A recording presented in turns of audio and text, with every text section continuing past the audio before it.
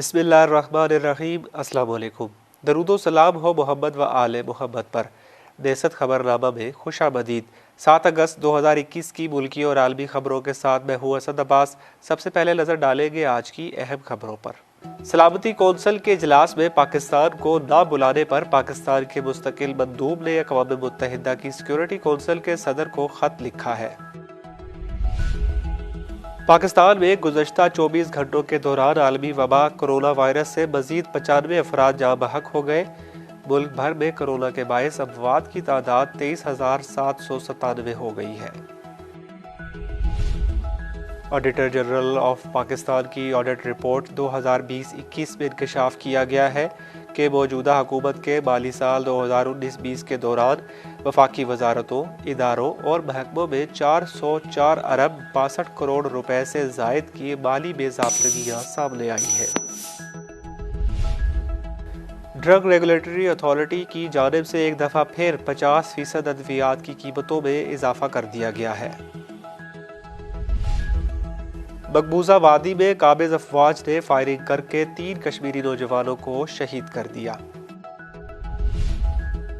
हिंदुस्तान में कोरोना से योमिया अमवात में इजाफा रिकॉर्ड किया गया है। गुज़श्ता 24 घंटे में मुल्क के मुख्तलिफ इलाकों में कोरोना के मजीद 617 मरीज दम तोड़ गए। ईरानी commander brigadier general Amir Ali Hajizade ने दुश्मन को खबरदार किया है कि वो ईरान की ताकत को दोबारा मत आजमाए। सऊदी इलाके जीजान में सऊदी फौजी ठिकानों पर यमनी फौज के ताबड़तोड़ हमलों में सूडानी किराए के फौजी पसपाई पर मजबूर हो गए। लबनान की मुजाहमती तहरीक हिजबुल्लाह ने इसराइली जहरियत के जवाब में इसराइली फौजी ठिकानों पर रॉकेट हमले किए हैं। और अमरीकी फौज ने दाइश के 40 दहशतगर्दों को शुमाल मशरकी शाम की जेलों से फौजी अड्डों में मुंतकिल कर दिया है।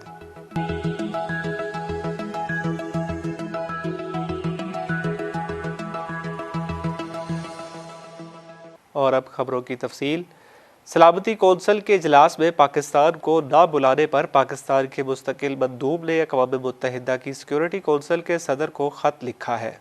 खत में कहा गया कि पाकिस्तान 2 अशरों से अफगानिस्तान की सूरत हाल से मुतासिर है। इजलास में बुलाना चाहिए था। NGO को इजलास में बुलाया जा सकता है तो पाकिस्तान को क्यों नहीं। अक़वाम मुत्तहिदा में पाकिस्तान के मुस्तकिल मंदूब मुनीर अकरम ने प्रेस कॉन्फ्रेंस करते हुए कहा है कि सलामती कौंसिल के इजलास में पाकिस्तान को मदऊ न करना सलामती कौंसिल के कवानीन की खिलाफ वर्जी है। पाकिस्तान ने सलामती कौंसिल के इजलास में शिरकत की दरख्वास्त की थी। न्यूयॉर्क में प्रेस ब्रीफिंग के दौरान उन्होंने कहा कि भारत की सरबराही में होने वाले सलामती कौंसिल के इजलास में शफाफियत की उम्मीद नहीं थी। इजलास में पाकिस्तान के बरअक्स अफगान मंदूब को खिताब की इजाजत दी गई। पाकिस्तान में गुज़श्ता 24 घंटों के दौरान आलमी वबा कोरोना वायरस से मजीद 95 अफराद जाँ बहक हो गए। मुल्क भर में कोरोना के बायस अमवात की तादाद 23,797 हो गई है। National command and operation centre की जानिब से जारी ताज़ा आदाद-ओ-शुमार के मुताबिक गुज़श्ता 24 घंटों के दौरान कोरोना के 4,720 कोरोना केसेस रिपोर्ट हुए। मुल्क भर में कोरोना के मजमूई केसेस की तादाद 10,63,125 हो गई है। NCOC के मुताबिक गुज़श्ता 24 घंटों के दौरान 57,233 कोरोना टेस्ट किए गए। गुज़श्ता 24 घंटे में कोरोना मुस्बत केसेस की शरह 8.24% रही। कोरोना के सबब सबसे ज्यादा अमवात पंजाब में हुई है, जहां 11,172 अफराद जान की बाजी हार चुके हैं, जबकि सिंध में 6,168, खैबर पख्तूनख्वा में 4,524, इस्लामाबाद में 811, गिलगित बल्तिस्तान में 150, बलोचिस्तान में 331 और आज़ाद कश्मीर में 641 अफराद जान की बाजी हार चुके हैं। ऑडिटर जनरल ऑफ पाकिस्तान की ऑडिट रिपोर्ट 2020-21 में इंकशाफ किया गया है कि मौजूदा हुकूमत के माली साल 2019-20 के दौरान वफाकी वजारतों, इदारों और महकमों में 404 अरब 62 करोड़ रुपए से जायद की माली बेज़ाब्तगियां सामने आई हैं। ऑडिट रिपोर्ट में कहा गया है कि मौजूदा हुकूमत के दूसरे माली साल 2019-20 की ऑडिट के दौरान वफाकी वजारतों, इदारों और महकमों में 404 अरब 62 करोड़ रुपए से जायद की माली बेज़ाब्तगियां सामने आई है। अखराजात का जिक्र करते हुए कहा गया कि वफाकी हुकूमत के सिविल अखराजात में 268 अरब 87 करोड़ रुपए से जायद की बेज़ाब्तगियां हुई है। ऑडिटर जनरल की रिपोर्ट में कहा गया कि पब्लिक सेक्टर इंटरप्राइजेस में माली बेज़ाब्तगियों की मद में 135 अरब 75 करोड़ रुपए से जायद और 1 अरब 30 करोड़ रुपए की खुर्द-बुर्द हुई। रिपोर्ट के मुताबिक वजारत खजाना के माली हिसाबात में 136 अरब 82 करोड़ रुपए की बेज़ाब्तगियों का इंकशाफ हुआ है। इसी तरह वजारत बैनुल-सूबाई राब्ता के हिसाबात में 21 अरब 20 करोड़ रुपए की बेज़ाब्तगियां सामने आई है। ड्रग रेगुलेटरी अथॉरिटी की जानिब से एक दफ़ा फिर 50% अद्वियात की कीमतों में इजाफा कर दिया गया है। ज़राए का कहना है कि ये इजाफा अद्वियात पर 15 से 150% तक किया गया है, जिसमें शुगर और कैंसर समेत ज्यादातर अद्वियात जान बचाने वाली है। ड्रग रेगुलेटरी अथॉरिटी की जानिब से रवां हफ्ते में ये दूसरी बार अद्वियात और सॉल्ट्स की कीमतों में इजाफा किया गया है। अद्वियात की कीमतों में इजाफे के नोटिफिकेशन के साथ ही बताया जा रहा है कि बेशतर अद्वियात ड्रग स्टोर्स और मार्केट से गायब हो गई है, जिसके बाद अब मरीजों को शदीद मुश्किलात का सामना है। ज़राए का कहना है कि अद्वियात के पैक साइज और रिटेल कीमतों में इजाफे से अद्वियात की कीमतों में कई गुना इजाफा होने से ये मरीजों की दस्तरस से बाहर हो गई है। मकबूजा वादी में काबिज अफवाज ने फायरिंग करके 3 कश्मीरी नौजवानों को शहीद कर दिया। कश्मीर मीडिया सर्विस के मुताबिक भारतीय फौज ने रियासती दहशतगर्दी की ताज़ा कार्रवाई के दौरान मजीद 3 कश्मीरी नौजवानों को शहीद कर दिया। काबिज फौज ने गुज़श्ता रोज जिला राजवड़ी में सर्च ऑपरेशन के दौरान फायरिंग करके 2 नौजवानों को शहीद किया। इसके अलावा आज सुबह भारतीय फौज ने जिला बडगाम के इलाके मुछवा का मुहासरा किया। इस दौरान इलाके के दाखिली और खारजी रास्तों को सील कर दिया गया, जबकि काबिज फौज के एहलकार चादर और चार दीवारी के तकद्दुस को पामाल करते हुए घरों में घुस गए और नौजवानों को फायरिंग करके शहीद कर दिया। दूसरी जानिब नौजवानों की शहादत के बाद दोनों अजला में किसी भी मुजाहिरे से बचने के लिए कठपुतली इंतजामिया ने इंटरनेट और मोबाइल सर्विस को मुअत्तल कर दिया। हिंदुस्तान में कोरोना से योमिया अमवात में इजाफा रिकॉर्ड किया गया है। गुज़श्ता 24 घंटे में मुल्क के मुख्तलिफ इलाकों में कोरोना के मजीद 617 मरीज दम तोड़ गए। इस रिपोर्ट के मुताबिक हिंदुस्तान में गुज़श्ता 24 घंटे में कोरोना के 38,628 नए मरीजों का इंदराज हुआ और 40,017 कोरोना के मरीज शफायाब हुए।